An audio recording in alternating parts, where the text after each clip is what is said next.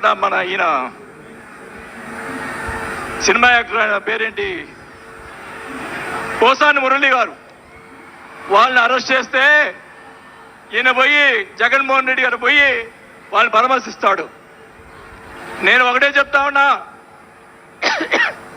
రఘురామకృష్ణరాజు గారిని నిన్ను ఏదో మాట్లాడితే ఆయన లోపల పెట్టించి కుదగొట్టించి కాలు చేతులు ఎర్రగొట్టించి లోపల పెట్టించావే. 17 సంవత్సరాలు ముఖ్యమంత్రిగా చేసినటువంటి చంద్రబాబు నాయుడు గారి కుటుంబాన్ని, భార్య గురించి మాట్లాడితే వాళ్ళకి బాధ కలగదా అని అడుగుతా ఉన్నా.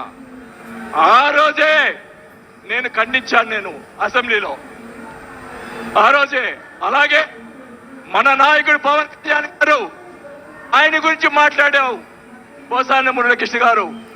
ఆయన కల్లాయిని చేస్తుంటే లక్షలాది మంది జన సైనికులు నీకు తుప్పు తుప్పుగా రాలగొట్టేవాళ్ళు.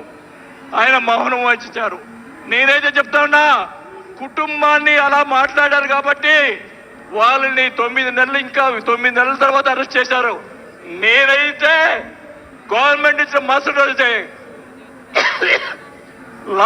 లాఠీతో రాలగొట్టించి లోపల వేయించేవాడని కూడా ఈ సభకు అర్థం చేసుకుంటా ఉన్నా.